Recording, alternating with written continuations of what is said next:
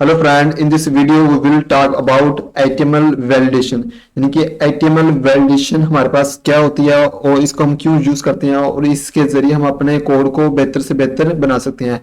Basically जो हमारे पास HTML का कोड होता है, इसमें हम हमसे जो मिस्टेक वगैरह होती है, छोटी छोटी जो मिस्टेक होती है, जो हमारा ब्राउजर होता है वो खुद ब खुद उसको एडजस्ट कर लेता है। तो हमें HTML में एरर शो नहीं होता। लेकिन ये बात नहीं है कि हमें HTML में एरर नहीं होते, एरर होते हैं, लेकिन जो छोटे छोटे एरर मिस्टेक वगैरह होती है हमारे पास, जो हमारा ब्राउजर होता है वो खुद ब खुद उसको एडजस्ट कर लेता है, तो हमें एरर शो नहीं होता। लेकिन अगर हमसे कोई बड़ी मिस्टेक हो जाए या ब्लेंडर हमारे पास कोई मिस्टेक वगैरह हो तो वो हमें ब्राउजर पर शो हो जाती है, जिसको हम ठीक कर लेते हैं।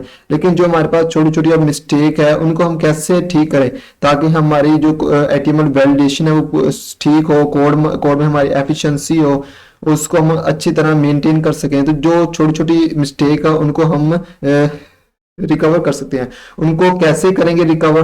हमारे पास एक ऑर्गेनाइजेशन होती है जिसे हम W3 ऑर्गेनाइज W3C हमारे पास वैलिडेशन होती है, जो HTML को मेंटेन करती है और HTML को, ये जो हमारे पास फर्स्ट वेबसाइट है इसको मैं ओपन कर लेता हूँ।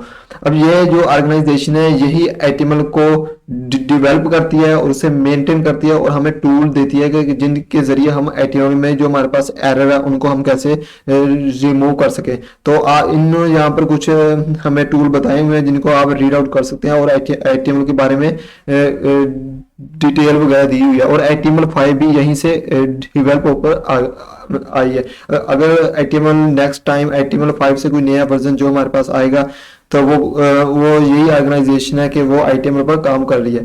तो अब हमारे पास ये कौन सा ऐसा टूल देती है जिनके जरिए हम अपने जो मिस्टेक है उनको कैसे आइडेंटिफाई कर सकें। तो हमारे पास W3C वैलिडेशन हमारे पास होती है। तो हम इसको सर्च करता हूं तो हमारे पास जो फर्स्ट वेबसाइट आएगी W3 मार्कअप वैलिडेशन सर्विस, इसको आपने ओपन कर लेता है। यहीं से हमें पता चलेगा हमारे कोड में जो छोटी छोटी मिस्टेक है वो कितनी है और कैसे हम उनको दूर कर सकते हैं। तो ये हमें तीन तरह से हमें वेयर करती है, प्रोवाइड करती है। सबसे पहले हमारे पास होता है वैलिडेट बाय URL। अगर आपने अपनी वेबसाइट को लाइव किया हुआ है, गूगल पर होस्टिंग की हुई है, तो आप अपनी वेबसाइट का यहाँ पर लिंक पेस्ट करेंगे और उस पर चेक पर क्लिक कर देंगे तो ये आपको बताएगा कि आपकी वैलिडेशन है या नहीं है। दूसरा वे हमारे पास होता है कि अगर आपने लाइव नहीं की हुई वेबसाइट तो आपने कोड लिखा हुआ है, आपके पास फाइल पड़ी हुई है, तो वो आपने फाइल यहाँ पर पेस्ट कर देनी है। तो पेस्ट करने के बाद आप चेक करेंगे तो हमें वो एरर शो करवा देगा अगर कोई हमारा एरर हुआ तो। तीसरा वे हमारे पास आता है कि आपने डायरेक्ट कोड को कॉपी करना है और यहाँ पर लाकर पेस्ट कर देना है।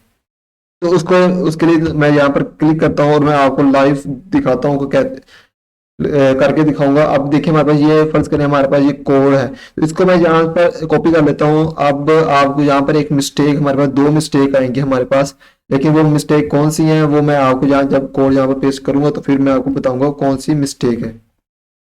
अब देखिए जैसे ही मैंने इसको चेक पर क्लिक किया तो हमारे पास नीचे जो हमें एरर शो करवा रहा है, चार एरर हमारे पास शो आ रहे हैं। फर्स्ट वो कह रहा है कि आपने लैंग्वेज नहीं बताई, कौन सी लैंग्वेज है।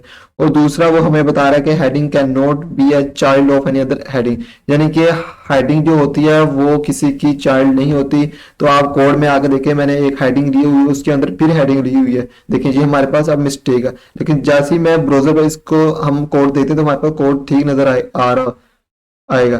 तो यहाँ पर मैं अब इसको मैं रिमूव करता हूँ तो देखिए हमारे यहाँ पर H1 को मैं टैग को रिमूव करता हूँ तो ये हमारे पास जो एरर है, दोबारा इसको मैं चेक पर क्लिक करूंगा तो हमारे पास हेडिंग वाला एरर रिमूव हो चुका होगा। देखिए अब हेडिंग वाला हमारे पास एरर रिमूव होगा, लेकिन अभी भी हमारे पास एक एरर है। वो कौन सा है? लैंग्वेज की हमने कोई लैंग्वेज आइडेंटिफाई नहीं की हुई।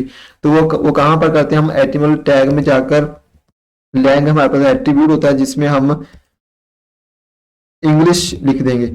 लिखने के बाद इसको मैं दोबारा चेक करूंगा तो देखिए हमारे पास कोई एरर वगैरह शो नहीं होगा।